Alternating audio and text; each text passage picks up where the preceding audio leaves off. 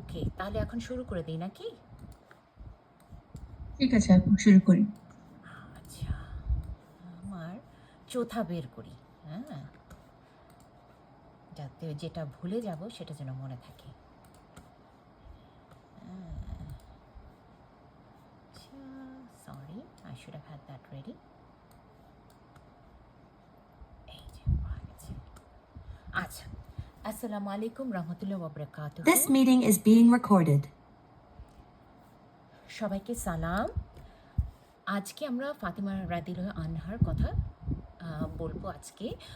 আমরা সবাই জানি উনি আমাদের নবীজির কন্যা ছিলেন। উনি কত নম্বর চাইল্ড? উনি ছিলেন ৫ নম্বর। তার আগে কারা এসেছিলেন? প্রথম থেকে শুরু করলে উনার বাচ্চাদের নাম কি আমরা জানি? নাম প্রথমে ছিলেন ছেলে কাসিম, তারপরে জয়নাব, রুকাইয়া, উম্মে কুলতুম, ফাতিমা, আবদুল্লাহ এবং ইব্রাহিম। ইব্রাহিম ওয়াজ ফ্রম মারিয়া। ঠিক আছে। আমরা জানি যে ফাতেমা রাদিয়াল্লাহু আনহা আমাদের নবীজি সাল্লাল্লাহু আলাইহি ওয়াসাল্লামের ফেভারিট ছিলেন। প্লাস উনি হচ্ছেন queen of Jannah. She is going to be leader of জান্নাহ।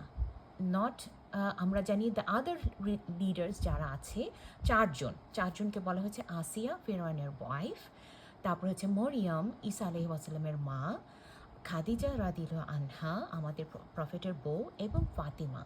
এই চারজনের মধ্যে she is going to B the leader of জান্নাহ। আমরা জানি আমাদের নবীজি খুবই জাস্ট ছিলেন এবং ফেয়ার ছিলেন। উনি ওনার মেয়েকে সাংঘাতিক ভালোবাসতেন।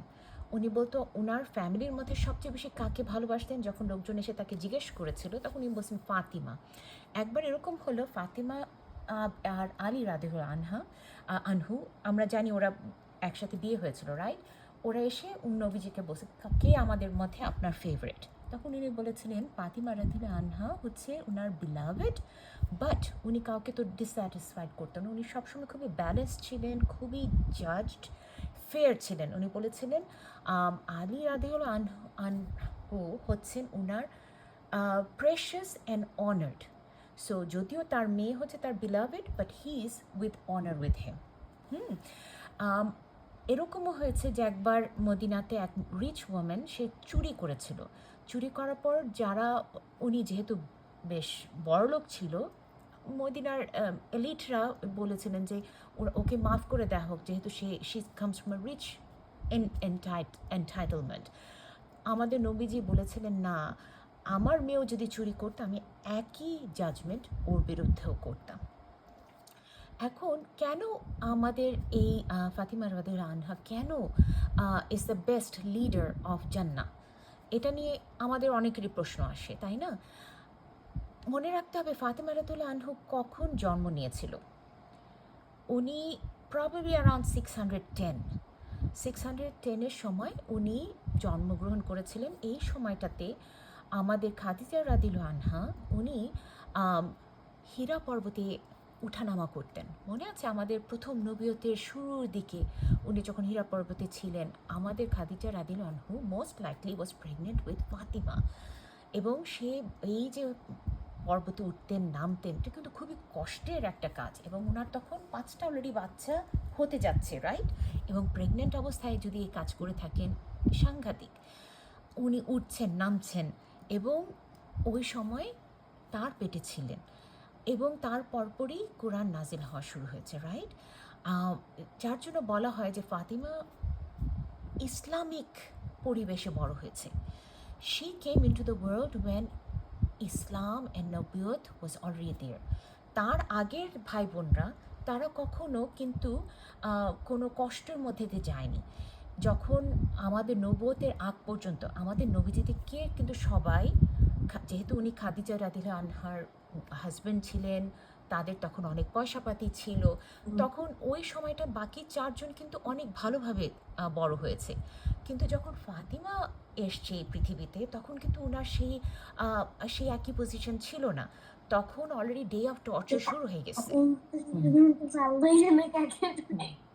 হ্যাঁ, সরি। কেউ কোনো প্রশ্ন করছে? ভাবি আমি সরি মিউট ছিল না তো আয়ানা কথা বলে ফেলছে দ্যাটস ওকে, সরি কোনো অসুবিধা নেই। আমি ভাবলাম কেউ প্রশ্ন করেছে। ঠিক আছে, তুমি মিউট করে দাও। এনিওয়ে, কি বলছিলাম যেন? হ্যাঁ, বাকিরা অনেক কষ্টের মধ্যে দিয়ে বড় হয়নি যতটা হয়েছে আমাদের ফাতিমা রাদিয়াল্লাহু আনহা। উনি যখন অলরেডি আমাদের নবীজির উপর টর্চার শুরু হয়ে গেছে, আমাদের নবীজি পাবলিকলি অ্যাটলিস্ট 8-9 টাইমস মানুষের মাধ্যমে টর্চার্ড হয়েছেন। হুম আমরা বোধহয় সবাই এই ঘটনাটা জানি যে একবার আবু জাহল, ও সে তো কুরাইশদের ইয়ে ছিল, লিডার ছিলেন। তো উনি আমাদের বাকিরা যারা মুসলিম হয়েছিলেন নবুয়তের পরে এবং দাওয়ার সময়ে, বাকিরা নিজেদের ঘরে আড়ালে নামাজ পড়তেন, কিন্তু আমাদের নবীজি সবসময় কাবার সামনে গিয়ে নামাজ পড়তেন এবং ওনার নামাজটা ছিল কখনো 15 মিনিট, কখনো 2 ঘন্টা। এবং উনি যখনই যেত তখন আশেপাশের মানুষরা ওনাকে টর্চার করতো, বিশেষ করে আবু জাহল। আবু জাহল এরকম করতো, ওনার গলার উপর পা দেওয়ার চেষ্টা করেছে, ওনাকে ডাস্ট ছুঁড়ে মেরেছে, বিভিন্ন মানুষ মকিং করেছে, কিন্তু উনি পরোয়া করতেন না, উনি তার মধ্যেই নামাজ পড়তেন। একবার আবু জাহল কি করলো, উনি সবাইকে করলো যে হ্যাঁ কে, তখন উটের স্যাক্রিফাইস হতো, কিছুদিন পর পর উটের স্যাক্রিফাইস হতো। তো একদিন আগে উটের স্যাক্রিফাইস হয়েছে। আবু জাহল তখন প্রকাশ্যে সবাইকে বলল, তোমরা যদি কেউ এই উটের নাড়ি ভুঁড়ি নিয়ে এনে আমাদের নবীজির ঘাড়ের উপর ফেলে দাও, তাকে তাকে আমি পুরস্কৃত করব। তখন একজন রাজি হলো, সে, তার নাম হচ্ছে উতমা আবু উমাইদ। সে তখন গেল এবং সেটা কিন্তু কাবার বাইরে, সে ওখান থেকে গিয়ে সমস্ত উটের নাড়ি ভুড়ি বের করে ওইটাকে ক্যারি করে নিয়ে আসে। এবং সে বিরাট মানুষ ছিল, সে আবু জাহেলের মতো, তারপর ওমর রাদিয়াল্লাহু আনহুর মতো বিরাট এক লোক ছিল। সেগুলো সব বহন করে এনে আমাদের নবীজি যখন সেজদায় গিয়েছেন তখন তার পিঠের উপর ছেড়ে দিয়েছে। এবং ওটার ভার এত বেশি ছিল উনি আর উঠতে পারছিলেন না। আর চারপাশে সবাই কেউ কেউ হাসতে হাসতে মাটিতে গড়িয়ে গিয়েছে, কেউ কেউ জমিনে হাত রেখে চাবড় দিচ্ছে। এর অবস্থায় উনি আর ভারের চোটে উঠতে পারছে না। এই অবস্থায় একজন ওনাকে দেখেছিলেন, হ্যাঁ, দেখে ওনাকে বলছে যে সে ছিল স্লেভ, সে নিজে ছিল স্লেভ, যেহেতু সে কিছু বলতে পারছে না, সে তখন দ্রুত গিয়ে আমাদের নবীজির ঘরে গিয়েছিলেন। তখন ঘরে ছিল শুধু ফাতিমা। ফাতিমার বয়স তখন 8 অথবা 9। তখন সে দৌড়ে এসছে। চিন্তা করো, 8-9 বছর বয়সে একটা মেয়ে তার বাবাকে এই অবস্থায় দেখছে। সে কাঁদতে কাঁদতে সব উঠে নাড়ি ভুড়ি নামাচ্ছে আর কাঁদছে এবং বলছে, তোমাদেরকে আল্লাহর ভয় নাই? আর নবীজির তখন অত্যন্ত খারাপ লেগেছে যে তার মেয়ে তাকে এই অবস্থায় দেখেছে। কে চায় তার মেয়েকে এই অবস্থায় দেখতে, তাই না? ওনার খুব কষ্ট হয়েছে এবং উনি তখন বলেছে, ও মাই ডটার, তুমি চিন্তা করো না, Allah will give me support and he will give victory to me. তারপরে মেয়ের কষ্টে আরও বেশি উনি যখন উঠে দাঁড়াতে পারলেন, তখন উনি যারা উপস্থিত ছিল 7 জনকে উনি দোয়া করলেন ওনাদের বিরুদ্ধে, কার্স করলেন, অভিশাপ করলেন। তাদের মধ্যে একজন আবু জাহেল, আরেকজন অবশ্যই উমাইদ। এবং বদরের যুদ্ধে এই 7 জন সবার আগে মারা গেল এবং তাদের সবাইকে একই ওয়েলে ফেলে দেওয়া হয়েছিল। যখন হিজরা হয়েছিল তখন আমাদের নবীজির সাথে ফাতিমা রাদিয়াল্লাহু আনহা ছিলেন, ওনার সাথে আয়েশা ছিলেন, আরও কয়েকজন ছিলেন। তখন ওনার বয়স ছিল 13। ওনার বিভিন্ন নাম ছিল, আমি সবাইকে একটা ছবি পাঠিয়েছি। হ্যাঁ, ছবিটাতে যদি দেখেন, একটা হচ্ছে আবিহা, তার মানে হচ্ছে মাদার অফ ফাদার। কেন এই নামটা ওরকে দেওয়া হয়েছিল? কারণ এই যে খাদিজা রাদিয়াল্লাহু আনহু যখন মারা গেলেন তখন ইট ওয়াজ অ্যারাউন্ড 10 ইয়ার্স ওল্ড। সে কিন্তু তার এই যে টর্চারগুলো, নবীজির সমস্ত টর্চার সে দেখেছে। খাদিজা রাদিয়াল্লাহু আনহা যখন মারা গেলেন তখন কিন্তু আমাদের নবীজি টেক কেয়ার করতো ফাতিমা। বাচ্চারা এতটুকু একটা মেয়ে, তখন 10 বছর বয়স, 11 বছর বয়স, এই সময় থেকে উনি সমস্ত টেক কেয়ার করতেন। এবং শুধু তাই না, শেষ 3টা বছর বয়কটের সময় সে তার নিজের মার ডিমাইস দেখেছিলেন। না খেয়ে শেষ পর্যন্ত উনি মারা গেছেন, রাইট? আবু তালিবও মারা গিয়েছেন within 3 months of each other, তাই না? এই পুরো সময়টাতে আমাদের এই ফাতিমা আমাদের নবীজিকে যত টর্চার হয়েছে, যত কিছুর মধ্যে সব কিছু অবজার্ভ করেছে ফাতিমা। এবং সে গিয়ে আমাদের নবীজির যত ক্ষত বিক্ষত হয়েছে সব কিছু উনি টেক কেয়ার করতো। চিন্তা করা যায় একটা মেয়ে, she is a teenager at this point, হ্যাঁ, একটা সময় 8-9 বছর থেকে শুরু হয়ে সে একদম মানে মদিনা হিজরত হওয়ার পর্যন্ত সমস্ত টর্চার, সমস্ত বয়কট এবং স্টারভেশন, আমাদের নবীজির ক্ষত বিক্ষত দেহ সব কিছু ও টেক কেয়ার করতো। এর চেয়ে কষ্টদায়ক জীবন বোধহয় আর কোনো টিনেজারেরও হতে পারে না, কোনো মেয়ের তার বাবার জন্য যে কষ্টটা দেখা। যা হোক, হিজরা হয়েছেন যখন ওনারা মদিনায় হিজরা নিয়েছেন, তখন হিজরত করেছেন, তখন ওর বয়স ছিল 13। ওর আরেকটা নাম ছিল জাহরা, তার মানে হচ্ছে ফেস ফিল্ড উইথ নূর।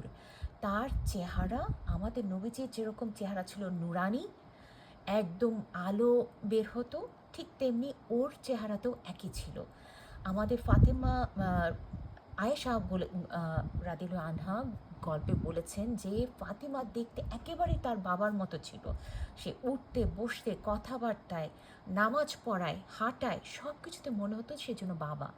কেউ যদি মদিনাতে পিছন থেকে ফাতেমাকে দেখতো, তার মনে হতো যেটা আমাদের নবীজি হাঁটছেন।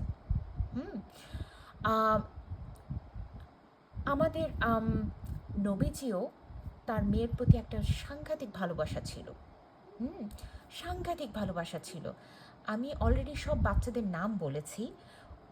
বেশিরভাগই বাচ্চারা কেউই, আমরা তো জানি যে কাসেম মারা গিয়েছিল, জায়নবের অলরেডি বিয়ে হয়ে গেছিলো, Ruqayyah Umm Kulthum was already engaged in Mecca. তারা যখন হিজরতের সময় তারা সাথে যায় নাই, এবং খাদিজার রাদিয়াল্লাহু আনহু মারা যাওয়ার পর একমাত্র বাড়িতে ফাতিমাই ছিল। হ্যাঁ, তো যার জন্য সমস্ত টেক কেয়ার আমাদের নবীজির ওই করেছে। আমাদের নবীজি যখনই কোনো মজলিসে থাকতেন, খুতবা দিতেন, তখন ফাতেমা যখন ঘরে ঢুকতেন, সাথে সাথে আমাদের নবীজি উঠতেন, উঠে তাকে কপালে চুমু দিতেন, হাতটা ধরে তাকে তার জায়গায় বসাতেন। কি সাংঘাতিক অনার, তাই না? মনে রাখা উচিত এটা হচ্ছে সেই আরব দেশ যখন মেয়ে বাচ্চাদের ওরা মাটিতে পুঁতে ফেলত। সেই সময় আমাদের নবীজি তার মেয়েকে কি পরিমাণে সম্মান দিতেন, এটা আসলেই সাংঘাতিক এবং প্রশংসনীয়। আমাদের মেয়েদের জন্য এই যে বাবা মেয়ের রিলেশনশিপটা, এটা যেন আমাদের সবার ঘরে হয়। আমরা এই দোয়া করতে পারি, আমিন। যাই হোক, আমাদের ফাতেমাও একই কাজ করতো। যখন আমাদের নবীজি ঘরে ঢুকতো, তখন উনি উঠতেন, দৌড়ে গিয়ে বাবার কাছে যেতেন, তার কপালে চুমু দিতেন, তার হাত ধরে তার জায়গায় তাকে বসাতেন এবং তার দুটো হাতে চুমু দিতেন। হ্যাঁ, বাবা যেরকম তার কপালে দিত, মেয়ে তার কপালেও দিতে, এবং বসানোর পরে তার দুটো হাতে চুমু দিতেন। কি চমৎকার রিলেশনশিপ। উনি যখনই কোনো ট্রাভেল করতেন, মদিনাতে যখন ফিরতেন, উনি প্রথম কাজ, উনি মসজিদে যেতেন, 2 রাকাত নামাজ পড়তেন। 2 রাকাত নামাজ পড়ার পর উনি বউদের কারো বাসায় যেতেন না, উনি যেতেন ফাতিমার বাসায়, এবং প্রথমেই গিয়ে তার সাথে দেখা করতেন। হ্যাঁ, so the first person he met and the last person he met was always Fatima. তারপরে উনি বউদের সাথে দেখা করতেন। হ্যাঁ, আর ফাতেমা উহুদের যুদ্ধের সময় 15 জন মেয়ে গিয়েছিল ওনাদের সাথে, এবং ক্ষত বিক্ষতদের ওরা টেক কেয়ার করতো। তখন Al Hasan was pregnant, she was pregnant with Al Hasan, ঠিক আছে? এবং যখন আল হাসান আচ্ছা, তার আগে আমরা বিয়ের ঘটনা বলি। বিয়ের ঘটনাটা মিস করা উচিত না, এটা চমৎকার একটা বিয়ে। ফাতেমাকে আবু বকর এবং ওমর দুজনই বিয়ে করতে চেয়েছিল, এবং আমাদের নবীজির কাছে প্রপোজাল নিয়ে গিয়েছিল। আমাদের নবীজি বলছে না, শি ইজ টু ইয়াং। তারপরে আলী রাদিয়াল্লাহু আনহুকে অনেকেই বলেছেন যে হ্যাঁ, তুমি ওকে বিয়ে করো। ও বলছে, যেখানে ওমর বা আবু বকর ওদেরকে ফিরিয়ে দিল, তখন কি আমাকে উনি কেন চুজ করবে? নিশ্চয়ই উনি আরও ভালো মানুষকে চুজ করবে। এখন আলী রাদিয়াল্লাহু আনহু কিন্তু কোনো পয়সা ছিল না, সে অত্যন্ত গরিব ছিল, এবং অনেক বড়লোক মানুষ প্রপোজাল নিয়ে এসে আমাদের নবীজি তাদেরকে ফিরিয়ে দিয়েছে। হ্যাঁ, সবাই আছে তো না ঘুমিয়ে পড়েছে? তোমরা কি শুনতে হ্যাঁ পাচ্ছ? তো আছে, খুব ভালো ভালোই আছি, মনোযোগ দিয়ে শুনছি। আপনি ওকে, কন্টিনিউ করেন। হ্যাঁ। ওয়ালাইকুম সালাম সবাই আম্মু। ছেলেও শুনছেন, ভালো লাগছে আপু। মাশাল্লাহ। যাই হোক, কি বলছিলাম যে হ্যাঁ, তখন অনেকে তখন তাকে বলি, ইভেন এই আবু বকর ওমর ওরাও তাকে বললো যে তুমি তাকে প্রপোজ কর। আলিয়া রাদিয়াল্লাহু খুবই অমায়িক ছিল, খুবই বিনয়ী ছিল এবং খুবই শাই ছিল। সে কোনোভাবে বলছে না না না, আমি হতেই পারি না। ইভেন তাদের হাউস হোল্ডের হিজরার পরে কিন্তু আমরা সবাই জানি আলী রাদিয়াল্লাহু আনহুকে কিন্তু উনি অ্যাডাপ্ট করেছিলেন, উনি আবু তালিবের ছেলে, রাইট? এবং যেহেতু উনি খুব পুয়ার ছিল তখন উনি এবং ওনার আরেক আঙ্কেল বসে চলো আমরা ওনাকে হেল্প করি, আমরা ওনাদের দুটো বাচ্চাকে বড় করব। আমাদের নবীজি চুজ করেছিলেন আলী রাদিয়াল্লাহু আনহুকে। সো সে তার সন্তানের মধ্যেই তাকে বড় করেছিল। তো যাই হোক, যখন হিজরতের পরে উনি অলরেডি টিনেজার হয়ে গেছে, তখন ছেলেরা সবাইকে আলাদা হয়ে গিয়েছিল, আলাদা জায়গায় তারা থাকতো। সো ওরা একই ঘরে ছিল না, যদিও ছোটোবেলায় ওরা একই সাথে বড় হয়েছে। এবং আলী রাদিয়াল্লাহু আনহুকে কখনো আমাদের বিবি খাদিজা কখনো উইন করে নাই, উনি বুকের দুধ খাওয়ায়নি। যদি বুকের দুধ খাওয়াতেন তাহলে আর ফাতেমা তাকে বিয়ে করতে পারতো না। সো আল্লাহর রহমত যে এই সম্পর্কটা হতে পেরেছে। যাই হোক, যখন সবাই তাকে প্রেশার করছে, ইভেন তাদের হাউস হোল্ডের একজন সার্ভেন্ট ছিল, সেও তাকে বলছে তুমি যাও, আমার মনে হয় উনি তোমাকে পছন্দ করে, তুমি বললে সে রাজি হবে। তো সবাই ঠেলে গুতে ও অনেক কষ্টে কিছুটা সাহস সঞ্চয় করে নবীজির কাছে গিয়েছে। এখন গিয়ে উনি আর কথা বলতে পারছে না, উনি সামনে গিয়ে বসে আছে, উনি আর কিছু বলতে পারছে না। আমাদের নবী যখন বলছে যে তুমি আমার কাছে কি কারণে এসছো, কোনো সমস্যা কোনো কিছু, সে কিছুই বলতে পারছে না, একটু তোতলামি করে একটা দুটো কথা বলেছে, আর কিছু বলতে পারছে না। তখন আমাদের নবীজি তো উনি খুবই বুদ্ধিমান ছিলেন, তো উনি বলছে যে আমার মনে হয় তুমি ফাতেমার হাতের জন্য এসছো। তখন উনি ইশারায় হ্যাঁ বলেছে, তো উনি কথা বলতে পারছেন না। তো বলছে যে হ্যাঁ ঠিক আছে, তুমি বিয়ে করতে চাও, কিন্তু তুমি ওকে কী দেবে, মাহার হিসেবে তুমি তাকে কি গিফট দেবে? বলেছে আমার তো কিছুই নাই। তো তখন নবীজি ওর হাতে একটা ঢাল ছিল, বলছে যে তুমি এই ঢালটা বিক্রি করে দাও, তাতে বিক্রি করলে কত পাবে? বলে 4 দিনার। বলে ঠিক আছে, তাই মাহার হবে। চিন্তা করো, আমাদের prophet, he was the king of Medina, right? তার মেয়ে বিয়ে করছে 4 দিনারে। হ্যাঁ, উনি তাতে রাজি ছিলেন, কোনো অসুবিধা নেই, তুমি ওটাই মাহার হিসেবে দাও। তখন উনি আলী রাদিয়াল্লাহু আনহু তখন গিয়েছেন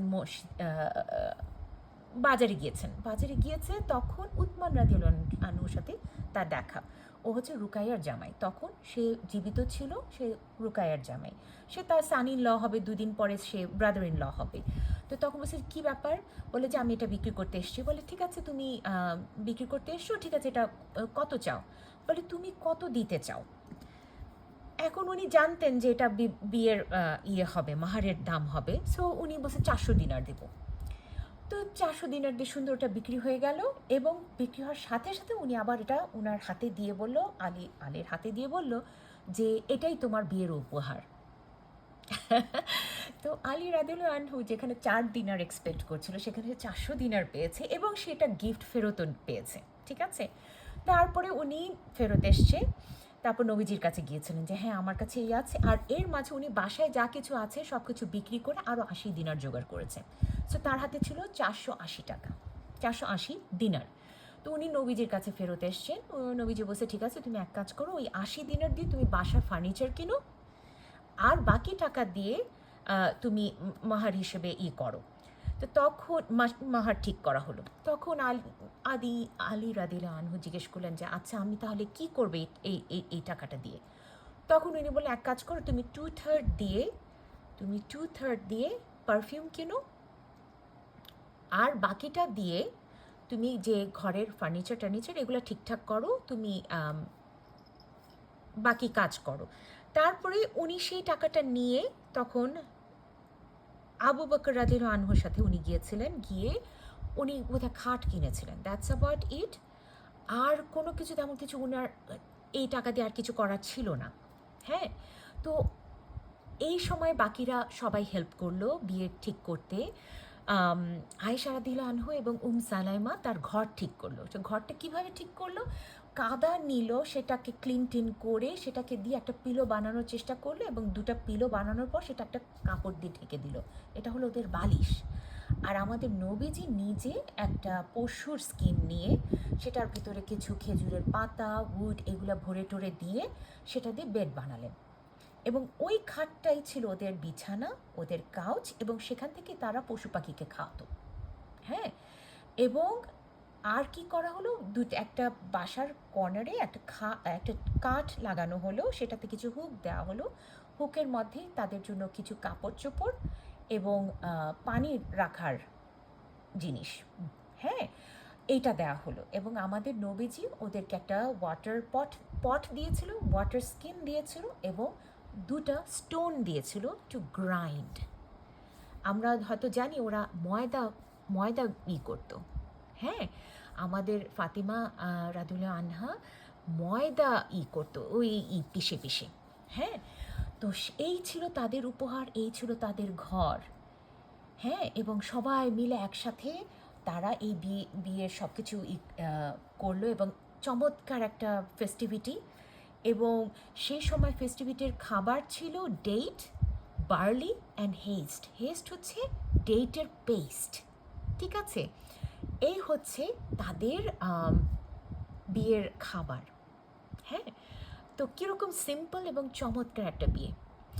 আমাদের এখান থেকে শেখা উচিত, আমরা এখন বিয়ে করতে গেলে কে কত বেশি খরচ করতে পারি, কত বেশি মাহার আদায় করতে পারি।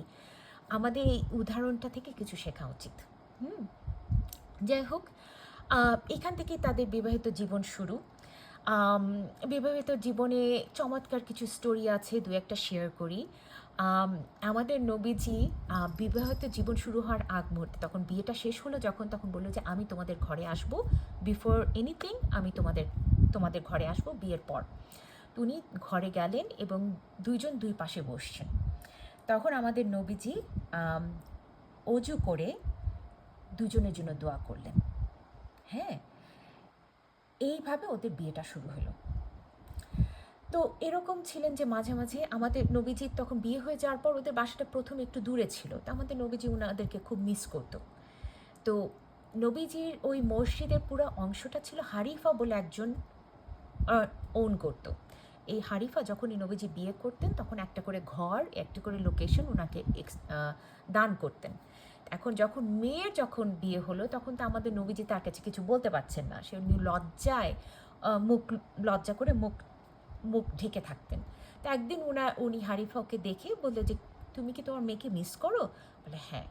বলে তুমি বলে হ্যাঁ আমি তো মিস করি, কিন্তু আমি লজ্জায় তোমাকে কিছু বলতে পারছি না। বলে ঠিক আছে, তোমাকে আমি এই অংশটা দিলাম ফাতিমার জন্যে। তখন আয়েশার যে ঘরটা, আমরা জানি আমাদের নবীজির কবর আয়েশার ঘরে, এবং সেখানে আবু বকর আছেন এবং ওমর রাদিয়াল্লাহু আনহু আছেন, তিনজন পাশাপাশি। আমি আগে একটা ছবি শেয়ার করেছিলাম অনেক দিন আগে, আমি খুঁজে পেলে আরেকবার শেয়ার করতে পারি। তো ওটা ঠিক পাশের ঘরটা, এবং লেফটে একটার পর একটা ঘর সবাইকে দেয়া হতো। তো ওনাদের মাঝখানে একটা জানালা ছিল এবং এই জানালাটা ফাতিমা এবং আয়েশার ঘরের মাঝখানে ছিল। তো যাই হোক, নবীজি রাতের বেলা হঠাৎ ওনাদের বাসায় চলে যেতেন, গিয়ে বলতো চলো কিয়ামুল্লে করবো। তো একদিন এরকম হলো, উনি আলী রাদিয়াল্লাহু আনহুকে ডাকছেন, সে উত্তর দিচ্ছে না। তো পরের দিন সকালবেলা উনি বলছে যে কী ব্যাপার, তোমাকে আমি ডাকলাম তুমি উত্তর দিলে না, তুমি উঠে আসলে না। তখন সে উত্তরে বলেছিল, if Allah wanted me to pray, he would have brought my soul back. তো নবীজি পায়ে ঠুকে বলো, ইয়াং পিপল, এই দিনের মানুষরা কি আর্গুমেন্টেটিভ করে উনি হেসে চলে গেছেন। এরকম আরেকবার হলো যে একবার ঝগড়া হয়েছে। ইন্টারাপ্ট করি, সরি। Sure. আর 10 মিনিট পরে মনে হয় বন্ধ হয়ে যাবে। তো ওকে আমরা আবার সবাই ওই লিংকটা ক্লিক করলে জয়েন করতে পারবো। ওকে, তাহলে তুমি আমাকে একটু বলো কখন, যাতে আমি কথা বলতে কন্টিনিউ না করি। হ্যাঁ হ্যাঁ, এখন থেকে এক্স্যাক্টলি প্রবাবলি 9 মিনিটস। 9 মিনিটস, ওকে, তাহলে আমি খেয়াল করছি। ঠিক আছে, ঠিক আছে। ওকে। তো যাই হোক, যখন আমাদের আয়েশা রাদিয়াল্লাহু আনহা এবং আমাদের নবীজি সাল্লাল্লাহু আলাইহি ওয়াসাল্লামের মধ্যে ঝগড়া হতো, তখন সে বলতো যে, খেপে গেলে বলতো, কার নামে সে কমপ্লেনটা করতো, বলতো in the name of Ibrahim আলাইহি ওয়াসাল্লাম। আর যখন সে আমাদের নবীজির উপর খেপে যেত তখন ইব্রাহিমের নাম নিত। আর যখন আমাদের অন্য কারোর উপর খেপে যেত তখন আমাদের I swear by the name of our prophet of Allah. তো এইভাবে বোঝা যেত কে কার উপর খেপে আছে। তো এরকম হলো একদিন যে ঘরে গিয়েছেন, দেখলো যে ফাতিমা কাঁদছে। আমাদের নবীজি ফাতিমার ঘরে গিয়েছেন এবং সে কাঁদছে। তা আমাদের নবীজি বুঝতে পেরেছেন, বুঝে বলল যে ওকে, ওয়ার ইজ ইয়োর কাজিন, তোমার কাজিন কোথায়? সে কিন্তু হাজব্যান্ড বললো না, বললো কাজিন। বললো সে মসজিদে ঘুমাচ্ছে। তা আমাদের নবীজি ঘুরে আসলেন, এসে মসজিদে গিয়েছেন। হ্যাঁ, তো উনি রাগ করতে পারতেন, অনেক কিছু বলতে পারতেন, ওগুলো না করে উনি কি করলেন, উনি আলী রাদিয়াল্লাহু আনহুর পিঠ থেকে ডার্ট, ওখানে তো কোনো কার্পেট নেই, আমাদের মসজিদের মতো কোনো কার্পেট নাই, সাজানো কিছু নাই। হ্যাঁ, তো ওখানে সোজা মেঝের উপরেই উনি ঘুমাচ্ছিলেন এক কর্নারে। তো উনি গিয়ে আলী রাদিয়াল্লাহু আনহুর পিঠ থেকে ডাস্ট সরাতে থাকলেন। হ্যাঁ হ্যাঁ, ধাক্কা দিয়ে দিয়ে ডাস্ট সরাচ্ছেন, তারপর আস্তে করে তাকে তুললেন, তুলোর জামাটা সরে গিয়েছিল, সেই জামাটা পরিয়ে দিলেন। বললো যে sit up father of dirt, আরবিতে হচ্ছে আবু তুরাব, তারপর থেকে তার নাম হয়ে গিয়েছিল Abu Turab. Sit up father of dirt, ওঠো এবার ঘরে যাও, ঘরে গিয়ে ঘুমাও। আর এই কথাটা যখন হচ্ছে ফাদার অফ ডার্ট, তখন আলী রাদিয়াল্লাহু আনহু সব কিছু ভুলে গিয়ে হাসা শুরু করেছে।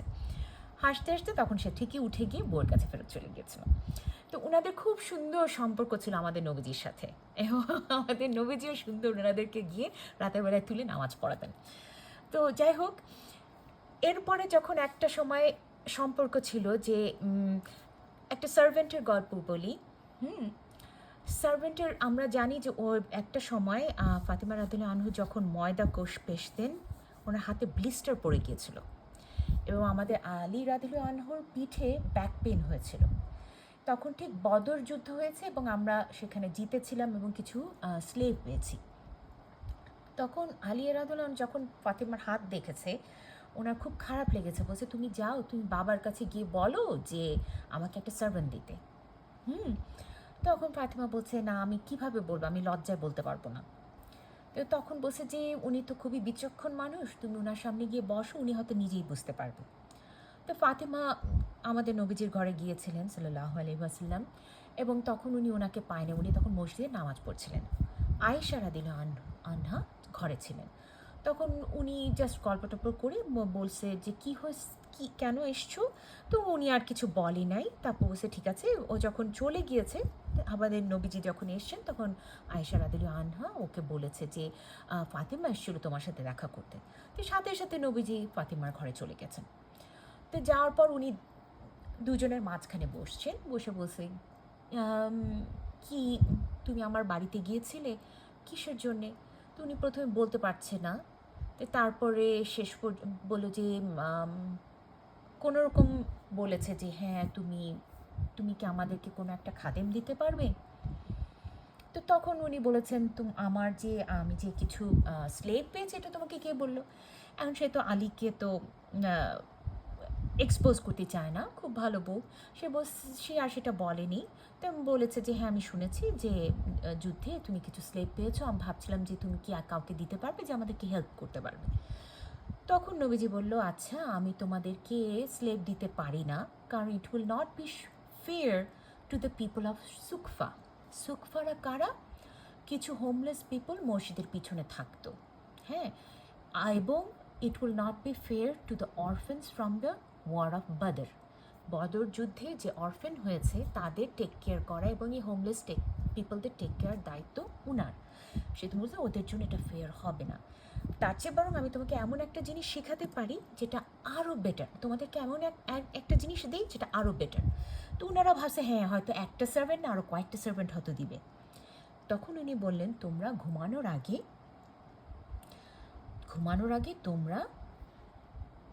তোমরা এই তিনটা জিনিস বলবে। প্রথম হচ্ছে সুবহানাল্লাহ, glorifying Allah, how perfect is Allah, 33 বার পড়বে। আলহামদুলিল্লাহ, প্রেজ টু আল্লাহ, 33 বার পড়বে। অ্যান্ড আল্লাহু আকবার, Allah is greater, Allah is greatest, এটা পড়বে 34 টাইমস। সো ঘুমানোর আগে তোমরা এই জিনিসটা প্রতি রাতে পড়বে। এরপর আলী রাদিয়াল্লাহু আনহু বলেছিলেন যে আমি কোনো রাতে ঘুমাইনি যেদিন আমি এগুলো পড়িনি, এবং সত্যি আমাদের শরীরে এমন শক্তি এসছে এর পরে, এবং আমাদের সাস্টেন্যান্স বেড়ে গেছে, আমরা এরপর আর কষ্ট পাইনি। সুবহান আল্লাহ, কি সুন্দর একটা স্টোরি, তাই না? ওনারা খুবই পুয়ার ছিলেন, সবসময় পুয়ার ছিলেন। এক সময় এরকম হলেন যে ওরা সবাই মিলে ঠিক করলেন, ফাতেমার এবং তার পরিবার, যে ওনারা 3 দিন রোজা রাখবেন। তো ওনাদের কাছে সামান্য কিছু বার্লি ছিল, সেটা দিয়ে তারা ইফতার করবে। তো প্রথম দিন উনি 1/3 নিয়ে ব্রেড বানিয়েছিলেন। ঠিক যখন ইফতার করবেন তার আগ মুহূর্তে একজন এসছে ওনাদের দরজায় টোকা দিয়ে বলেছে আমি দরিদ্র, আমাকে কিছু দাও। তখন ওনাদের কাছে যা ছিল ওরা সবটাই দিয়ে দিয়েছে। মনে রাখুন আমাদের প্রফেটও কিন্তু তাই ছিলেন সাল্লাল্লাহু আলাইহি ওয়াসাল্লাম। ওনার ঘরে কখনো কিছু থাকতো না, উনি বেশিরভাগ দিনই একবেলা খেতেন, এবং যা খেতেন হচ্ছে হয়তো কিছু খেজুর এবং পানি। তারই মেয়ে, সে যা ছিল সব দিয়ে দিয়েছে। পরের দিন যখন আবার ওনারা রোজা রেখেছেন, ইফতারের সময় হয়েছে, তখন আরেকজন এসছে। 3টা সিকোয়েন্সে এসছে, 3 দিন 3 জন এসছে, একবার ভিখারি, একজন ক্যাপটিভ, আরেকবার এসছে এতিম, এবং 3 দিনই ওরা তাদের যা কিছু ছিল সব খাবার দিয়ে দিয়েছে। 3 দিন ধরে এই পুরো ফ্যামিলি, তখন কিন্তু হাসান এবং আল হোসেন তাদের সবারই জন্ম হয়েছে। এবং যখন 3 দিন ধরে তাদের এই অবস্থা, তখন ওরা একেবারে না খেয়ে এত দুর্বল হয়ে গেছে, তারা শিভার করছে। তখন আলী রাদিয়াল্লাহু আনহু তার হাসান এবং হোসেনকে নিয়ে আমাদের প্রফেটের বাসায় গিয়েছিলেন, এবং তখন ওনারও খুব খারাপ লেগেছে। তখন বলেছে যে আমাদের বাসাতেও 1 মাস হাঁড়িতে কোনো আগুন জ্বলেনি। এবং সবাই বলে যে সূরা ইনসান এই সময় নাজিল হয়েছিল এই ফ্যামিলির জন্যে, যে তারা তাদের যে ফুডটা, যেটা ভালোবেসে যে ফুডটা খেতে পারতো, তাদের প্রয়োজন থাকা সত্ত্বেও তারা অন্য এতিম, দরিদ্র এবং ক্যাপটিভকে দিয়ে দিয়েছিল। এখন ঠিক 8:08 বাজে, সম্ভবত এখনই লাইন কেটে যাবে। তো আমরা হয়তো এখানে স্টপ করে আবার শুরু করব।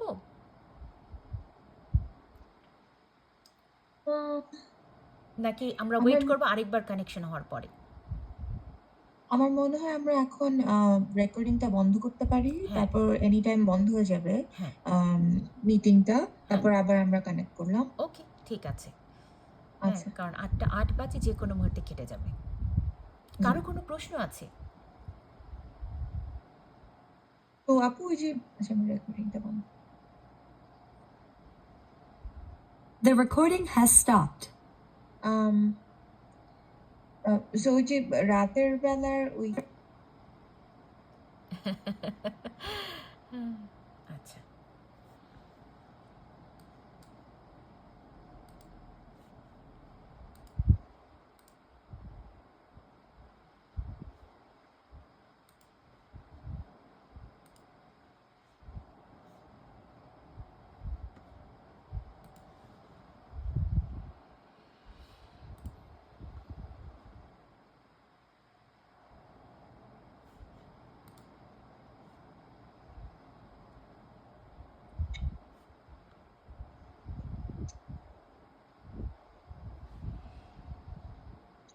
ওকে, আবার সবাই জয়েন করেছে?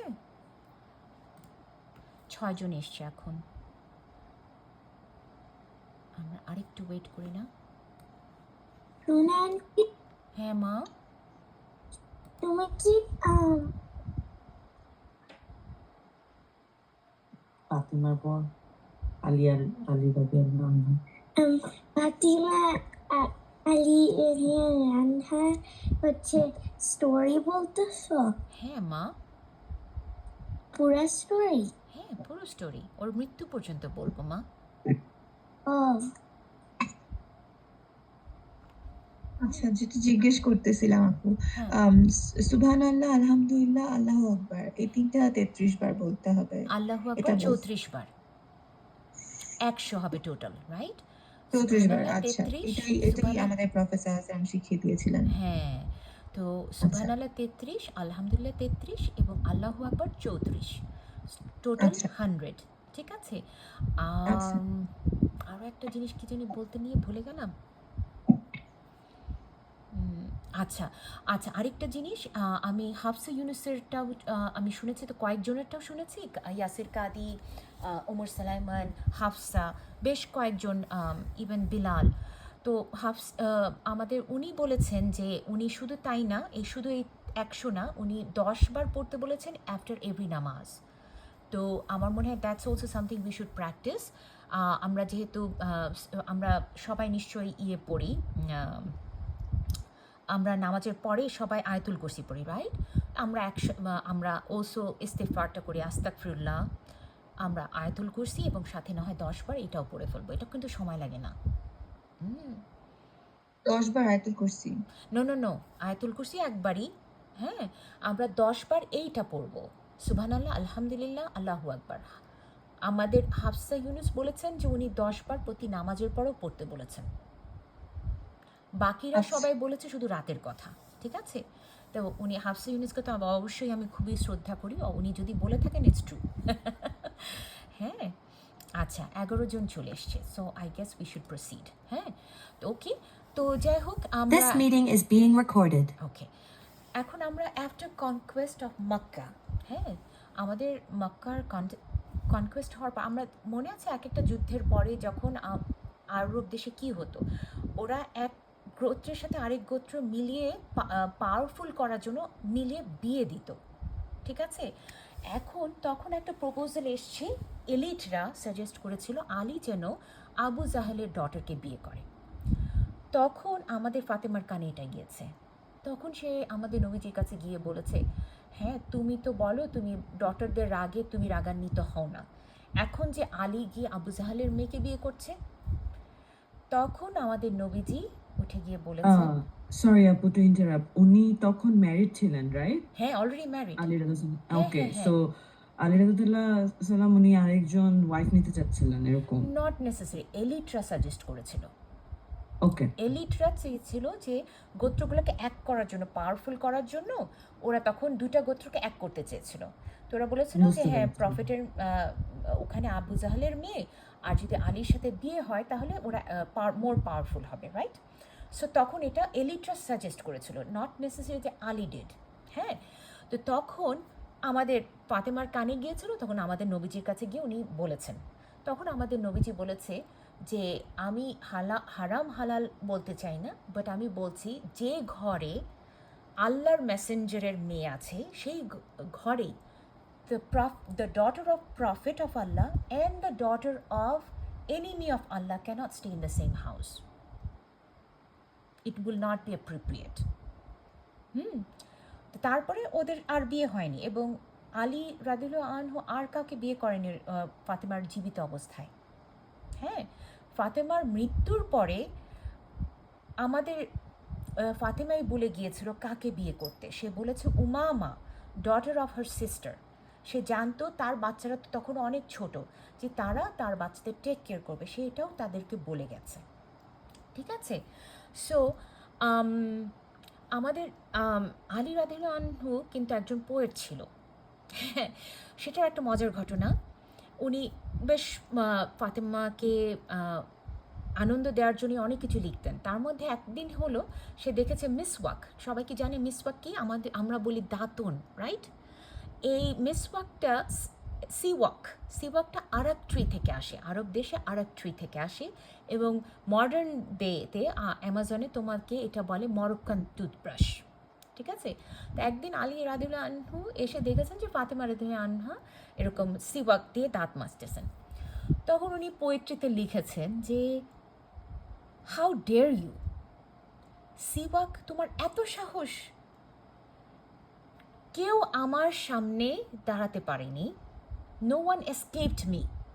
হ্যাঁ, if you are a human being, আমি তোমার সাথে ফাইট করতাম। আর তুমি আমার প্রিয় মানুষের কাছে এত কাছের। হ্যাঁ, এবং সে এই ধরনের একটা পোয়েট্রি লিখে ফাতেমাকে শুনিয়েছিলেন, এবং এরকম অনেক পোয়েট্রি আছে যেটা ফাতেমার জন্য উনি লিখেছিলেন। উনি খুব ভালো পোয়েট ছিলেন। আর ফাতেমার 4 জন বাচ্চা ছিল, হাসান, হুসেন, অ্যাকচুয়ালি বলা হয় যে মেবি 5, হাসান, হুসেইন, তারপরে তার 2টো মেয়ে হয়েছিল এবং সবার শেষে আবার একটা ছেলে হয়েছিল যেটা ওনার জন্মের সময় মৃত্যু হয়েছিল।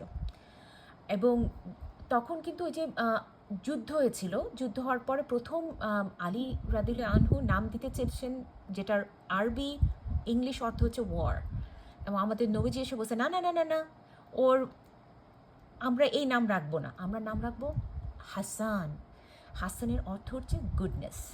তারপর যখন 1 বছর পরেই আল হুসেইন হলো, তখনও আমাদের আলী রাদিয়াল্লাহু আনহু আবার নাম রেখেছিলেন ওয়ার।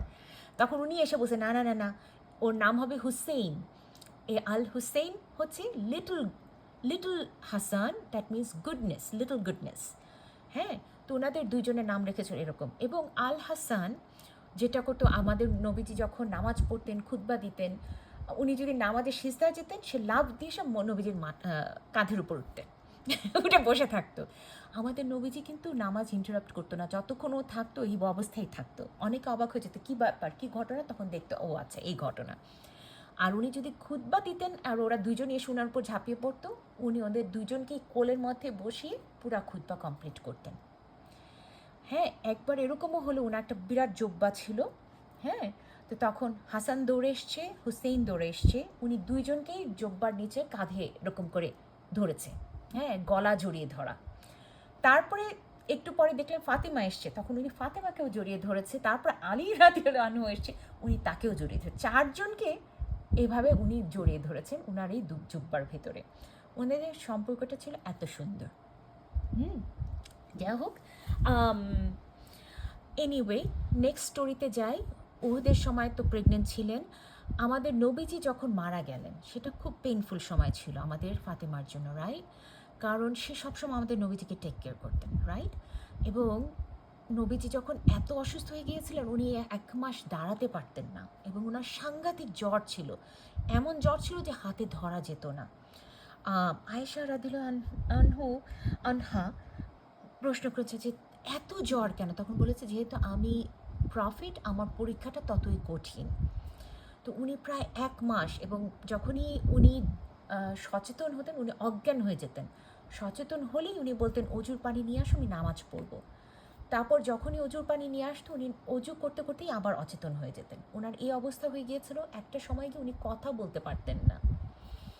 তারপরে আবার উনি আবার কথা বলতে পারতেন। তো এই অবস্থায় একদিন ফাতেমা এসছেন ওনার সাথে দেখা করতে, এবং তার অবস্থা দেখে ফাতেমা কান্না শুরু করেছে, কারণ উনি উঠতে পারছে না। এবং আয়েশা বলেছিলেন ওটাই হচ্ছে তার greatest effort to get up. সে চেষ্টা করছিল উঠতে, কিন্তু উঠতে পারছিলেন না, এবং ফাতেমা সমানে কান্না করছিলেন। তো তখন আমাদের নবীজি ইশারায় বলেছে কাছে আসো। তখন উনি কানে কানে উনি একটা কথা বলেছে, তখন ফাতেমা আরও কান্না শুরু করেছে, হাউমা করে কান্না। তারপরে উনি আবার ইশারায় ডেকেছে আসো, কাছে এসো। এবার উনি আরেকটা কথা বলেছে, কথা বলার পর তখন ফাতেমা হেসে উঠেছে। এই জিনিসটা দেখে আয়েশা খুবই কৌতূহল হয়েছে যে কি বিষয়, কি হলো, তোমাকে কি বলেছে? বলছে না, এটা আমার বাবা মেয়ের বিষয়, আমি তোমাকে এখন বলবো না। পরে অনেক দিন পরে আরেকবার আয়েশা তাকে ধরেছে যে তুমি আমাকে বলো। তখন সে বলেছে আমার বাবা প্রথমবার বলেছে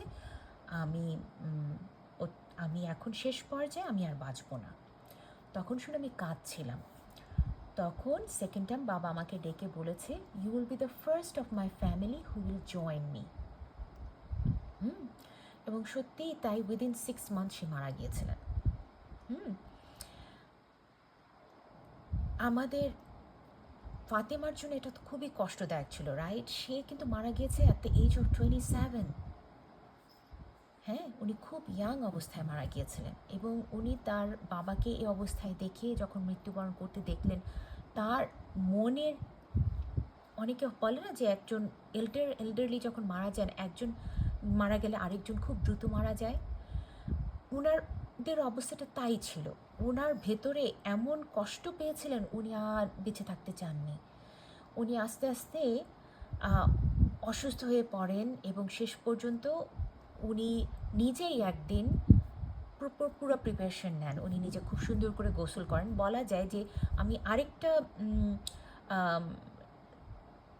ডিসকাশনে পড়েছি যে উনি নিজে গোসল করেন, গোসল করে নিজে কাপড় পরেন, পরে ওনার বিছানায় শোন এবং উনি তার যে স্লেভ তাকে বলে আমার জানাজা যেন রাতে হয় যাতে কেউ আমার বডি দেখতে না পায়। উনি খুবই হায়া, ওনার অনেক হায়া ছিল, অনেক লজ্জা ছিল, উনি চান নাই কেউ যেন ওনার বডি দেখতে পায়। তো উনি নিজেই আয়েশাকে বলেছিলেন, আয়েশা এবং বাকিরা যারা বাকি উম্মে সালেমা এদেরকে বলেছিলেন যে প্রিপেয়ার করো, আমি চাই না কেউ আমার বডি দেখুক। সালেমা ওনার জন্য একটা বেশ ভারী কাপড় নিয়ে এসেছিলেন, ওটা আবু সিনিয়র, এবং সেটা তাকে দেখেছে, বলেছে হ্যাঁ এটা ঠিক আছে। তারপরে সেই কাপড় পরে সুন্দর বিছানায় পুরোপুরি নুরানি চেহারা নিয়ে আমাদের ফাতিমা রাদিয়াল্লাহু আনহা মৃত্যুবরণ করেছিলেন। সুবহানাল্লাহ। এবং উনি আলীকে বলে গিয়েছিলেন কাকে বিয়ে করতে হবে যাতে সে যেন ওরা দুজনই যেন বাচ্চাদের টেক কেয়ার করে। আমার মনে এখানেই আমি শেষ করব, কারো কোনো প্রশ্ন থাকলে বলো।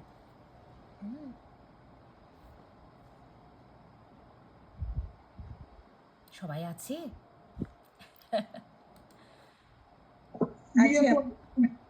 আচ্ছা, কারো কোনো প্রশ্ন আছে?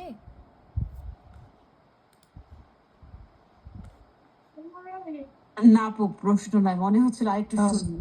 ভাবি ফাতেমা রাদিয়াল্লাহু আনহার কবর কোথায় হয়েছে?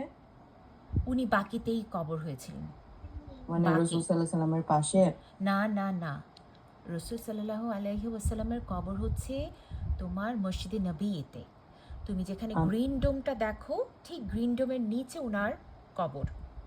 ঠিক আছে? তোমরা যদি ওনার কবরের পাশে কার কার কবর আছে রাসূল সাল্লাল্লাহু আলাইহি সাল্লামের কবরের পাশে? আবু বকর, উনি প্রথম মৃত্যুবরণ করেন। তারপরেটা আয়েশা হওয়ার কথা ছিল, আয়েশা রাদিয়াল্লাহু আনহা। ফাতেমা রাদিয়াল্লাহু আনহার কবর ওনার পাশে হয়নি? না না না, ওনার কেন? ঠিক করা ছিল যে আয়েশার ঘরে আমাদের নবীজি থাকবেন, তারপরে আবু বকর হবেন, থার্ড কবরটা হবে আয়েশার। কিন্তু রাসূল সাল্লাল্লাহু আলাইহি সাল্লামের মানে মেয়ে ছিলেন না উনি? উনি তো ওনার হ্যাঁ, খুব কিন্তু পছন্দের আয়েশাও ছিল। তো তার বউ ছিল না? না সেটাই ঠিক আছে, কিন্তু ওনার কবর কি ওইটার পাশে মানে ওই জায়গাতেই হয় নাই একেবারে? না না, ওনাকে বাকিতে দেওয়া হয়েছিল এবং বাকিতে সম্ভবত ওনারই প্রথম কবর ছিল সম্ভবত। হ্যাঁ, বাট তার আগে তো বদর হয়েছে, ওহুদ হয়েছে, নিশ্চয় আরও লোকজনের ওখানে কবর হয়েছে। বাট প্ল্যান ছিল যে আয়েশার ঘরে সবার মৃত্যু হবে, কিন্তু যখন ওমর অসুস্থ হলো সে তখন রিকোয়েস্ট করে পাঠালো, যে আয়েশার কাছে রিকোয়েস্ট করলো যে আমাকে ওখানে কবর, যদি তুমি অনুমতি দাও তাহলে আমি তোমার জায়গাটা নিতে চাই। তো তখন আয়েশা তাকে পারমিশন দিয়েছিল, সেজন্য মানে আয়েশার কবর ওখানে হয় নাই না, তখন রাসূল সাল্লাল্লাহু আলাইহি সাল্লামের পাশে? না, উনিও বাকিতে। রাসূলুল্লাহ সাল্লাল্লাহু আলাইহি ওয়াসাল্লামের সমস্ত বউরাই ওখানে, একমাত্র একজন মনে হয় মক্কাতে মৃত্যুবরণ করেছিল, সম্ভবত উনি ওখানে, বাকি সবাই ওখানে। সো ডোমের নিচে, ঠিক গ্রিন ডোমটার নিচেই হচ্ছে নবীজির কবর, তার পাশে আবু বকর, তার পাশে ওমর। ওনার রাসূলুল্লাহ সাল্লাল্লাহু আলাইহি ওয়াসাল্লামের কাঁধ থেকে ওমরের বডি শুরু, মানে ওই লেভেল, তার পরের জনের কাঁধ থেকে ওমরের। বুঝতে আর পারছো? আলী রাদিয়াল্লাহু আনহার কবর কোথায়? ওনার কবর বাকিতেই হওয়ার কথা। মদিনাতে সমস্ত আমাদের নবীজির সমস্ত পরিবার পরিজন বাকিতেই হয়। এখন যে ওমরা করে সবাই সাধারণত ফজরের নামাজের পরে বাকিতে গিয়ে ওনাদের কবর জিয়ারত করে আসে। ঠিক আছে? হ্যাঁ, খাদিজা রাদিয়াল্লাহু আনহা কিন্তু মক্কাতে কবর, কারণ উনি মক্কাতে মারা গিয়েছিলেন, তাই না, বয়কটের সময়। হ্যাঁ, বাকি সবাই আসলে ওখানে। এবং খাদিজা কবর আমি দেখে এসেছি, ওমরের কবর আমি দেখে এসেছি, আলহামদুলিল্লাহ। ও মক্কাতে? হ্যাঁ আচ্ছা, আপনি দেখে আসছেন? হ্যাঁ, আমি দেখে এসেছি, আলহামদুলিল্লাহ। আমি হেরা পর্বতেও গিয়েছিলাম। হেরা পর্বতে ওঠা কিন্তু এত সহজ না, অনেক দূর উঠে উঠে যেতে হয় এবং অনেক উঁচু। হ্যাঁ, হুম। সেখানে একজন কতক্ষণ লাগে আপু উঠতে? আমার যতদূর মনে পড়ে আমাদেরকে ড্রাইভার যেখানে নামিয়ে দিয়েছিল সেখান থেকেও আরও 20 থেকে 30 মিনিট। আর এখন তো রাস্তা অনেক দূর গিয়েছে, উনি নিশ্চয় আরও আগের থেকে উঠেছেন, তাই না? হুম। আমরা যখন লাস্ট গিয়েছি তখন আরও কনস্ট্রাকশন হচ্ছে, তখন আরও কাছে চলে আসবে। তো আমরা সিঁড়ি বেয়ে বেয়ে উঠে গেছি, আমাদেরকে পাহাড় করতে হয়নি, অনেকটা সিঁড়ি বেয়ে বেয়ে ওখানে একটা প্ল্যাটফর্ম আছে, সেখান থেকে মক্কা দেখা যায়, পুরো মক্কা। তারপরে আরও উপরে উঠলে আমাদের সেই কেভটা যেখানে আমাদের নবীজি বসে ধ্যান করতেন। হুম সেটা আরেকটু উপরে একটু ঘুরে গিয়ে ওইটুকু জায়গা হয়তো একটু পাহাড়ের উপর দিয়ে একটু ঘুরে গিয়ে নিচে দেখা যেত যে একটা ছোট জায়গার নিচে নেমে এসছে, সেখানে একটা ওপেন ক্লেভ, সেখানে উনি বসে ধ্যান করতেন। হুম আচ্ছা ভাবি, আরেকটা জিনিস, ওই যে আপনি নামাজের পরে 10 বার বললেন যে হুম এটা মানে আমি তো জানি যে মানে ওটা কিভাবে 10 বার পড়তে হয়, মানে 33 বার সুবহানাল্লাহ, 33 বার আলহামদুলিল্লাহ আর 34 বার আল্লাহু আকবার, এরকম করে 10 বার পড়া না এরকম একবার পড়া? উনি ভেঙে বলেনি, আমি সাধারণত 33 বারই পড়ি, ঠিক হ্যাঁ, আছে? ওইটাই তো আমি জানি, ওই জন্য হ্যাঁ, বলছি 10 বারটা আম- তাহলে কিসের হিসাব? 10 বারটা উনি বলেছেন, হাফসা ইউনুস উনার ইয়েতে বলেছেন 33, 34 at night and 10 hmm. After নামাজ। আমি ধরে নিচ্ছি প্রত্যেকটাই 10 বার করে পড়তে হবে, বুঝতে পারছো? ও, আরেকটা হতে পারে 3 বার, 3 বার, 4 না, বার হতে আমার পারে। ধারণা আমি একটু সুন্নাহ কভার করার জন্য আমাদের নবীজি যখন বলেছেন আমি 10 বারই প্রত্যেকটা পড়বো। বাট আমি যখন মসজিদে যাই আমি সাধারণত 33 বার করে পুরোটাই পড়ি। কারণ তুমি যখন মসজিদে গিয়ে আমরা তাহিয়াতুল মসজিদ পড়ি না 2 রাকাত, হুম। তুমি যদি সময় না পাও, মুয়াজ্জিন অলরেডি নামাজ শুরু করে দিয়েছে, তুমি তো সময় পেলে না, তখন তুমি যে কোনো জায়গায় নামাজ শেষ করার পর জায়গা পরিবর্তন করবে, সুন্নাটার জন্য জায়গা পরিবর্তন করবে, যাতে ওটা আমাদের উইটনেস হিসেবে থাকে। মনে আছে আমরা নামাজ পড়ার সময় আমরা যখন মসজিদে গিয়ে নামাজ পড়ি, সেটা একটা উইটনেস, আমাদের আখেরার দিন, জাজমেন্টের দিন ওরা ওই জায়গাটা আমাদের উইটনেস দেবে যে হ্যাঁ আমরা ওখানে দাঁড়িয়ে নামাজ পড়েছিলাম। সো ওই জায়গাটা আমি তখন একটা জায়গায় সরে গিয়ে অন্য জায়গায় গিয়ে সুন্নাটা পড়ি, সেটা আরেকটা জায়গা আমাদের উইটনেস করবে। আমি তখন কি করি, থার্ড টাইম আমি আরেকটা জায়গায় গিয়ে 33 বার করে পড়ে শেষ করি। তাহলে এইটা যদি আমি তাহিয়াতুল মসজিদ না পড়তে পারি, এইটাও যদি আমি 33 বার করে পড়ি, তাহলে আমাকে উইটনেস দেবে। সো আমার যে আমি যখন হজ করেছিলাম, আমার সাথে প্যালেস্টাইনি মেয়ে ছিল, সে আমাকে এটা শিখিয়েছিল। যখনই যেখানে যাবে সে আমাকে বলেছিল 20 বার, বাট আমি পুরো যেহেতু তসবিতে গুনি আমি 33 করে ফেলি, বুঝতে পারছো? এবং আমি আরও একজনের কাছ থেকে শিওর হয়েছি, বলছে যে দ্যাট ইজ ট্রু। সো আমাদের তো অবশ্যই যতটা সম্ভব সাক্ষী পাওয়া উচিত, তাই না? হ্যাঁ হ্যাঁ। আর আরেকটা জিনিস, আমি কালকে ইয়াসির কাদির আরেকটা কথা শুনছিলাম, সে বলছিল যে আমরা তো সাদাকা জারিয়ার কথা বলি, যে মৃত্যুর পরে কিভাবে আমরা যেমন সন্তানরা বাবা মার জন্য সাদাকা জারিয়া, রাইট? এটা আমরা সবাই জানি। তো 4টা মেইন সাদাকা জারিয়া হচ্ছে, এক হচ্ছে কাউকে ইসলামিক নলেজ দেওয়া। তুমি যখন কাউকে ইসলামিক নলেজ দিবে, যেরকম আমি আজকে তোমাদের সাথে কথা বললাম, আয়না শুনছে, তুমি যদি যাও গিয়ে আয়নাকে কিছু শেখাও, সেই আয়ানা যখন বড় হয়ে তার মেয়েকে শেখায়, এভাবে যখন বংশ পরম্পরা এটা চলতে থাকে, আল্লাহ কিন্তু শুধু আমি তোমাকে শেখালাম তার রিওয়ার্ড না, তোমার বংশ পরম্পরায় যারা শিখেছে সবার জন্য আমাকে রিওয়ার্ড দিয়ে দেবে। সুবহানাল্লাহ। হ্যাঁ, আমাদের আল্লাহ এত মার্সিফুল, এত জেনারেস, উনি কিন্তু এক্সকিউজ খুঁজতে থাকেন কিভাবে আমাদেরকে রিওয়ার্ড দেওয়া যায়। হ্যাঁ, তো সুতরাং আমরা যাই করি না কেন সব কিছু লেখা হয়ে যাচ্ছে। হ্যাঁ, এবং আমরা যখন ভুল করি আল্লাহ কিন্তু 6 ঘন্টা ওয়েট করে, আমরা যদি তওবা কাটি সাথে সাথে ওটা মুছে যায়, আমাদের ফেরেশতা কিন্তু লেখে না। কিন্তু আমরা যখন ভালো কাজ করি সেটা কিন্তু সাথে সাথে লেখা হয়ে যায়, হ্যাঁ, যেন ওটা মিস না হয়, তাই না? তো সুতরাং আমাদের অবশ্যই চেষ্টা করা উচিত সবাইকে ইলম দেওয়া। ইলম হচ্ছে জ্ঞান দেওয়া। আমরা যখন ইসলামিক জ্ঞান আরও অন্যদেরকে দিচ্ছি, সেটা বংশ পরম্পরায় তোমার কাছে সাদাকা জারিয়া হয়ে ফেরত আসবে, 1। 2 হচ্ছে তুমি যখন এই যে পানি খাল কেটে পানি আনা, টিউবওয়েল বসানো, এগুলো হচ্ছে মানুষের কষ্টকে কমানো। এই ধরনের কাজ যখন করো, বংশ পরম্পরায় সমস্ত লোক যারা ওইখান থেকে পানি খাবে সবার সাদাকা জারিয়া তুমি পাবে। তারপর হচ্ছে অবশ্যই এতিমকে টেক কেয়ার করা, হ্যাঁ, আমাদের রসুল্লাহ সব সময় যখন কোনো এতিমকে দেখতেন উনি মাথায় হাত বুলিয়ে দিতেন। যে এতিমের টেক কেয়ার করবে সে আল্লাহর, সে জান্নাতে আমাদের নবীজির সাথে 2 আঙ্গুলের তফাতে থাকবেন। এটা আমাদের নবীজি সাল্লাল্লাহু আলাইহি ওয়াসাল্লাম বলে গেছেন। এবং বাবা মার জন্য আমাদের যে সাদাকা জারিয়া সেটা তো আমরা সবাই জানি। ইভেন আমরা যখন দান খয়রাত করব, আমরা যদি বাবা মার নিয়ত করে করি সেটাও, এবং আল্লাহ কিন্তু তোমাকেও দান, তুমি যদি কারোর নামেও দান করো আল্লাহ কিন্তু তোমাকেও সেই একই সাদাকা জারিয়া দিবে। তুমি বাবা মার নামে যদিও দাও তারপরেও কিন্তু আল্লাহ তোমাকে রেখে ওনাদের শুধু রিওয়ার্ড দেবে না। সুবহানাল্লাহ। আরও কোনো প্রশ্ন? আর কেউ আছে? আসসালামু আলাইকুম। ওয়ালাইকুম প্রশ্ন সালাম। নাই। ঐশী আছো? সুবহানাল্লাহ। কি তোমার ছাত্রী কেমন করলো? মাশাআল্লাহ, আমি এটা বলার জন্যই মানে আনমিউট করলাম যে মাশাআল্লাহ খুব সুন্দর হয়েছে, খুব ভালো লাগছে এবং আলহামদুলিল্লাহ। মানে অনেক নতুন কিছু জানতে পারছি। জাযাকাল্লাহ খাইরান। জাযাকাল্লাহু খাইরান। বারাকাল্লাহ ফিকুম। Thank you. ভাগ্যিস আগে জানতাম না, তাহলে নার্ভাস ফিল করতাম। আল্লাহ। লাকি লাকি ইউ আপু, আমি দেখছিলাম। ভাগ্যিস বলো নাই। আমি দেখেছি 6 জন আসছে, সাথে সাথে আমি শুরু করে দিয়েছি, আর আমি তাকায় দেখি না কে আছে না আছে। হ্যাঁ, আমার ঐশী আপু একটু কোন দিক দেরি দিয়ে জানি স্নিক হয়েছে। ইন করছিল।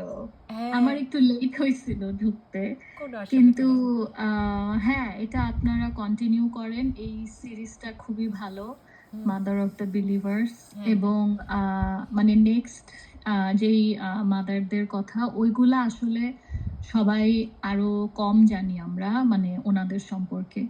সো ইনশাল্লাহ নেক্সট ক্লাসগুলোতে আমি থাকার ট্রাই করব এবং শিখতে পারবো অনেক কিছু। তুমি নিজেও একটা নিতে পারো।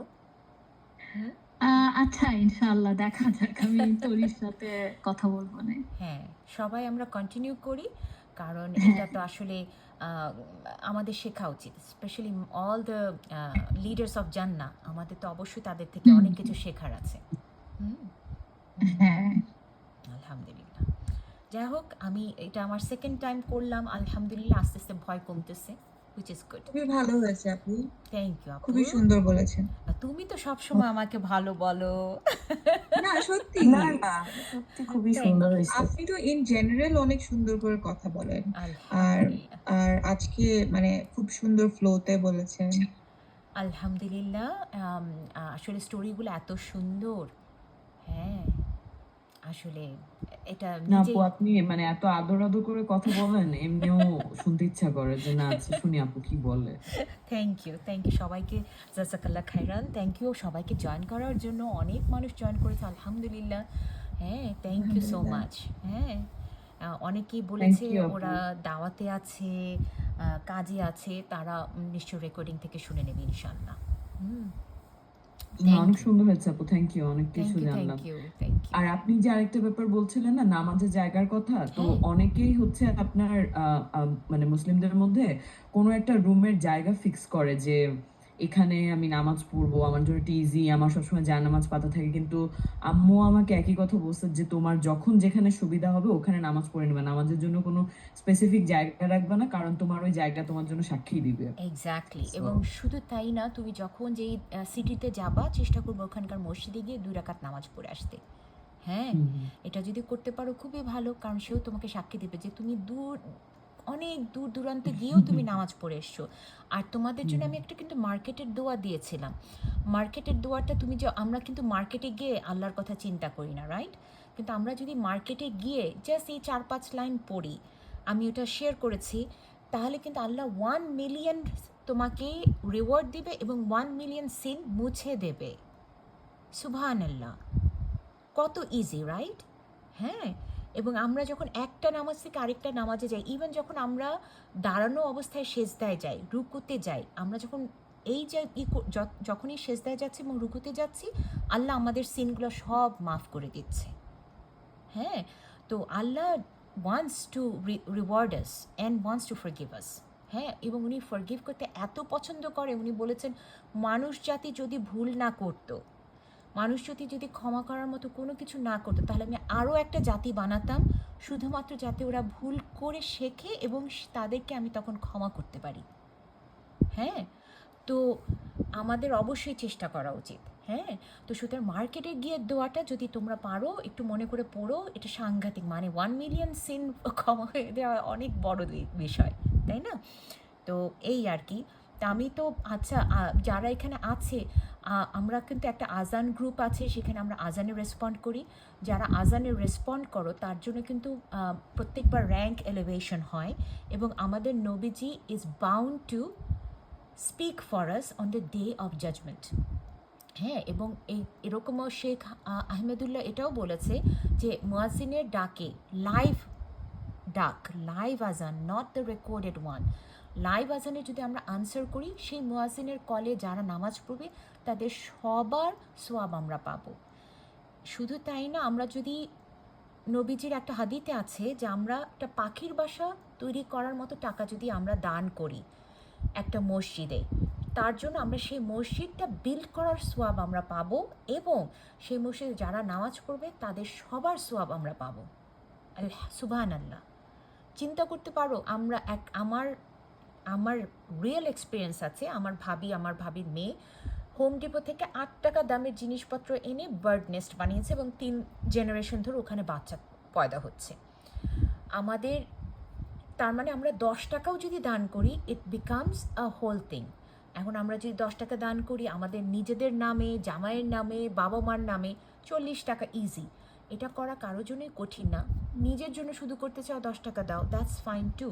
সো আমাদের একটা in search of divine rewards বলে একটা গ্রুপ খুলেছে আমি হোয়াটসঅ্যাপে, you are all welcome to join.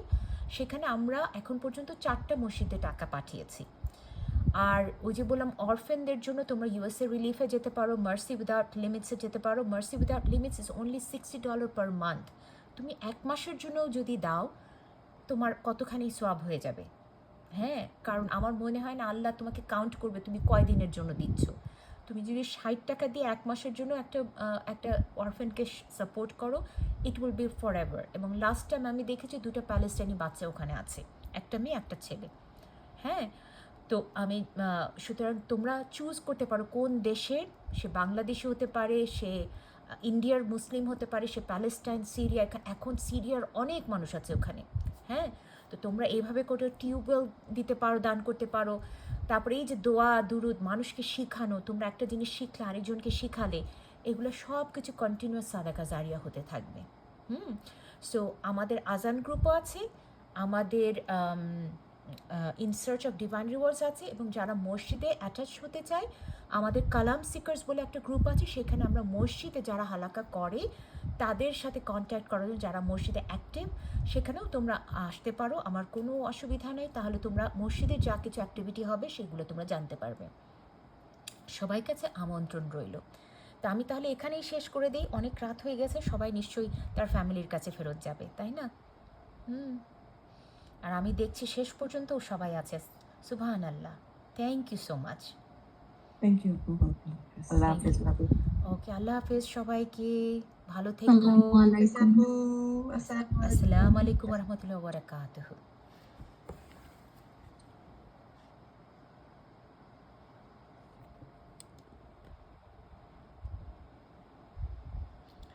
Thank you তোরি।